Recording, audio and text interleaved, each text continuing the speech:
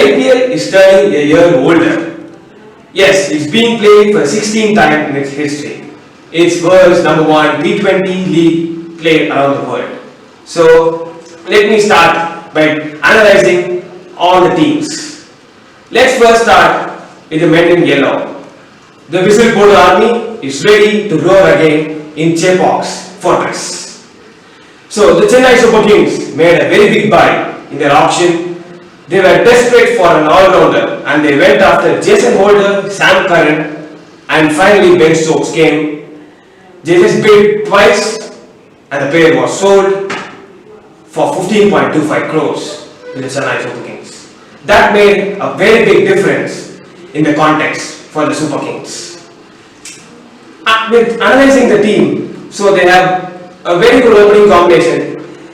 Talking about the history of the Chennai Super Kings opening combination, they have had a left-hander foreign opener and a right-hander Indian opener. So when we talk about its history, they have had the likes of Murli Vijay's, Mike Hussey's, Murli Vijay's, Matthew Hayden's, Dwayne Smith, Brandon McCullum, Faf du Plessis, Shane Watson, and of course Raidu and Shane Watson. They were very successful in those many full years for the Super Kings. Now is the opening combination of Ruturaj Gaikwad and Devin Conway.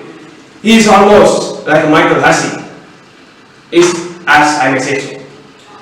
Number 3, they have the one and only Mohinani. Number 4, the dependent Amati Raidu. He has been iffy in the domestic season, but let's all hope he comes good in the season for Chennai Super Kings. At number 5, I have Ben Stokes, the English Test team captain who has changed English Test team's history over the years.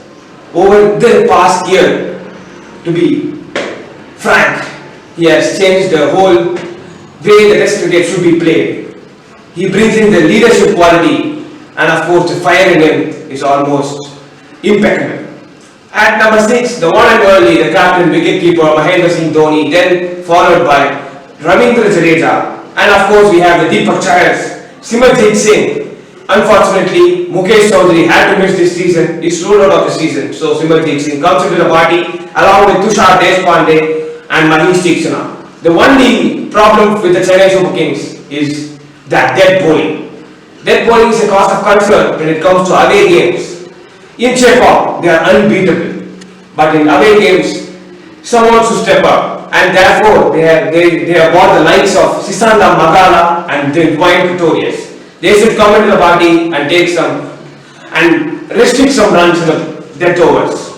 They have lost an impeccable, dependable Dwayne Bravo, and the likes of Dwayne Pretorius and Sisanda Magala should come into the party and do the things for Chennai Super Kings.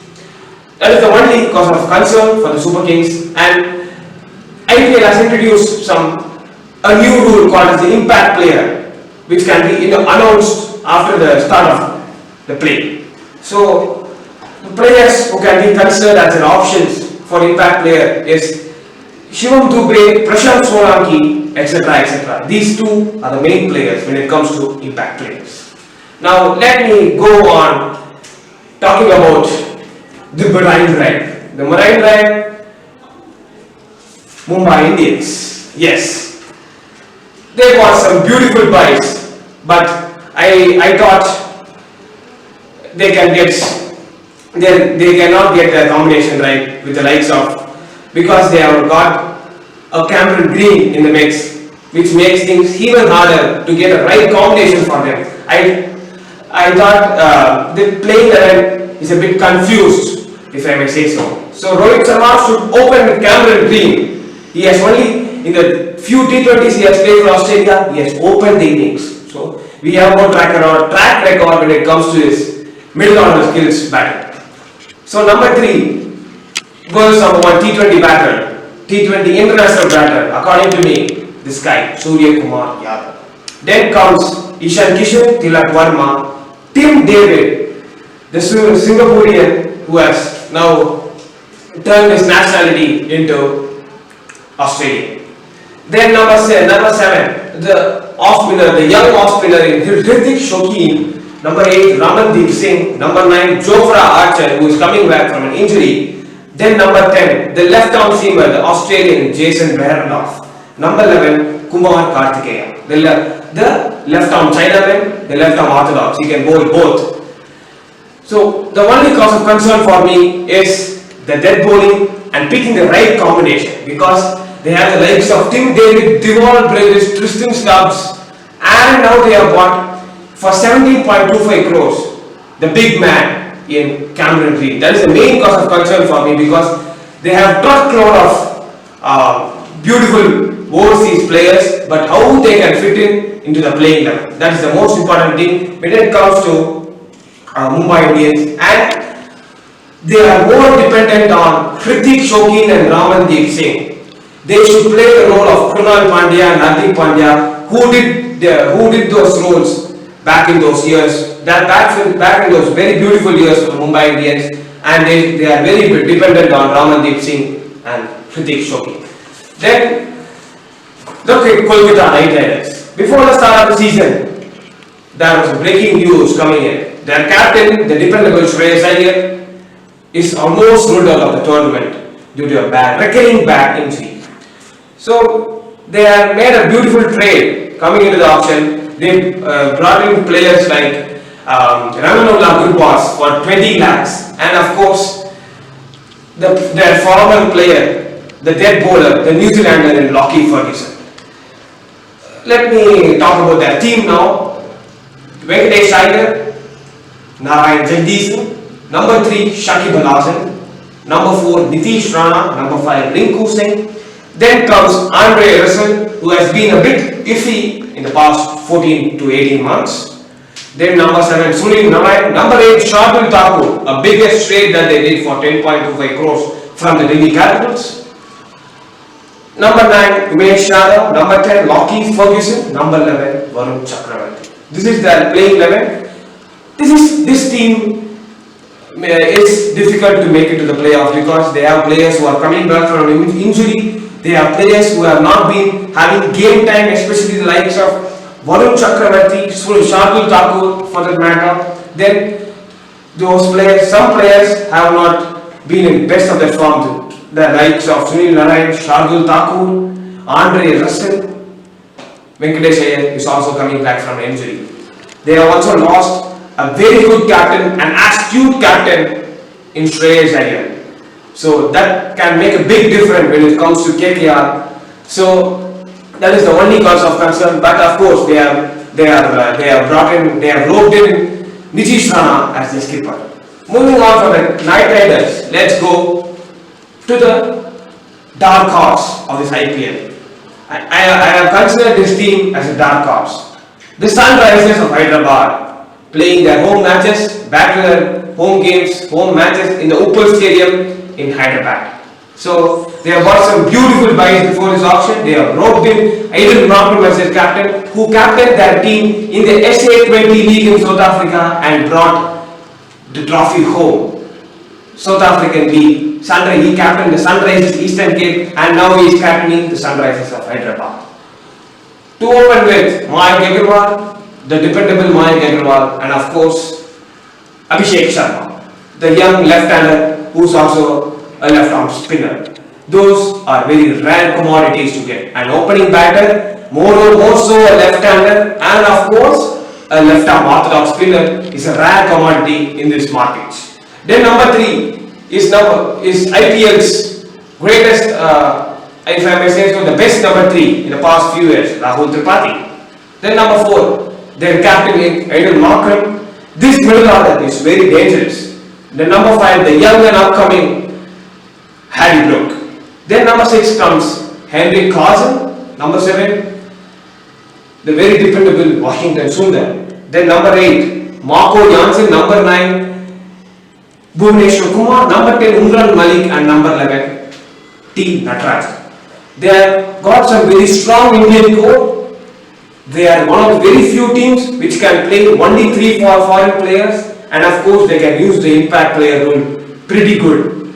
So they can bring in the likes of Abdul Samad, Karthik Tyagi for that matter. Then Fazal Faruqi, Abdul Samad, sorry, I'm repeating, I guess.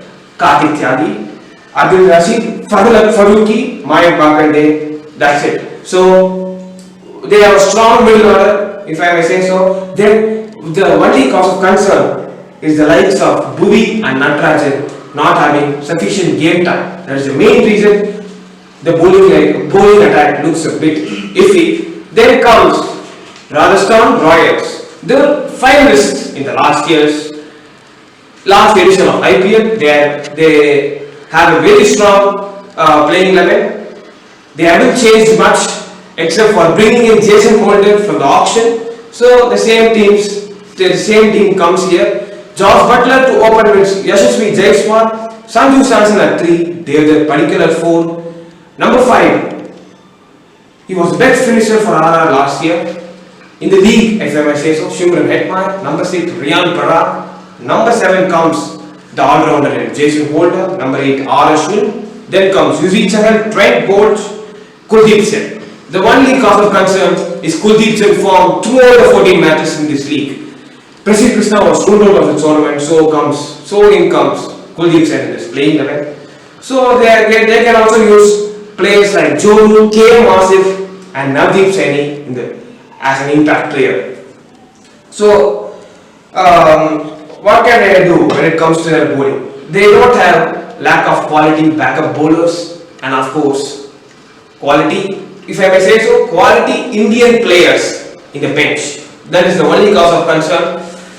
Then comes the defending champions in Gujarat Titans. They didn't make much changes to their side from last year. They have traded Rahul Gurbaz and Lockie Ferguson to KKR and of course bought some very good backups. So only player who comes into the 11 from last year's who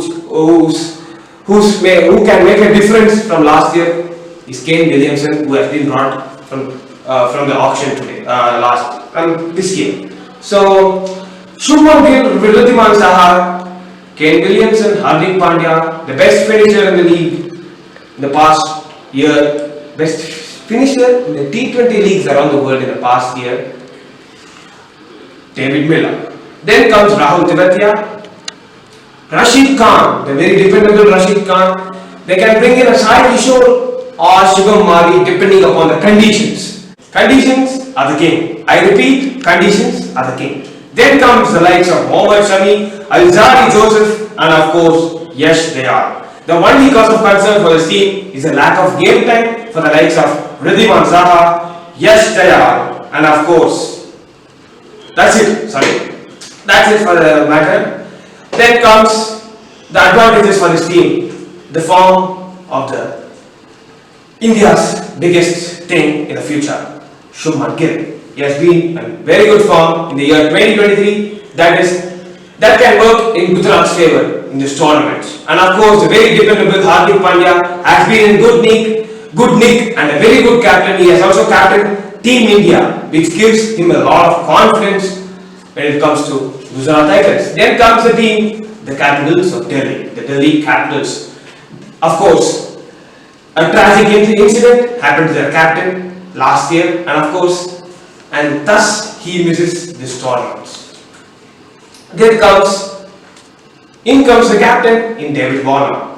He opens along with Prithvi Shaw and of course the hard hitter in Mitchell Marsh at number 3. Then number 4, Roman Powell, the West Indian T20 international skipper Roman Powell.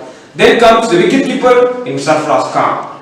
Number 6, Lalit Yadav. Number 7, Akshay Patel. Number 8, Kamlesh Nagarkoti. Then comes the likes of Kuldeep Yadav and Rick Narkye and of course Chetan Sakariya.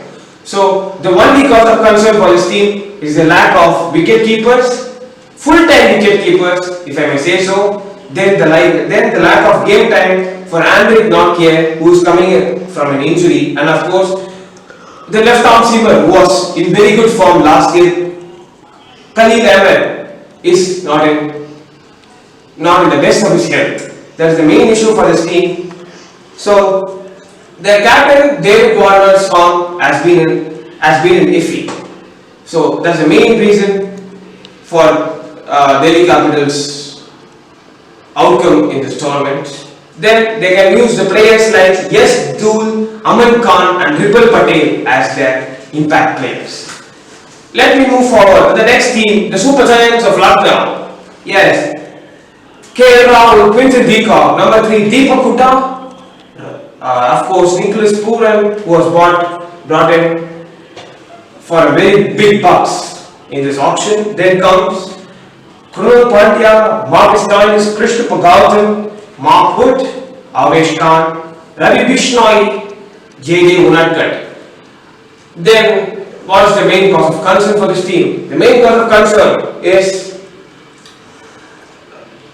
the left-arm seamer who was very good last year is going to miss this tournament due to a bad injury.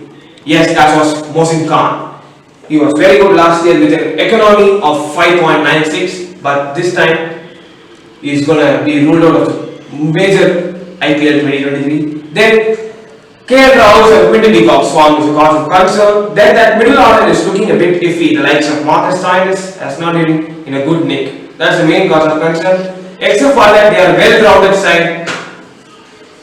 If they can, if the openers come good, they are an unbeatable side.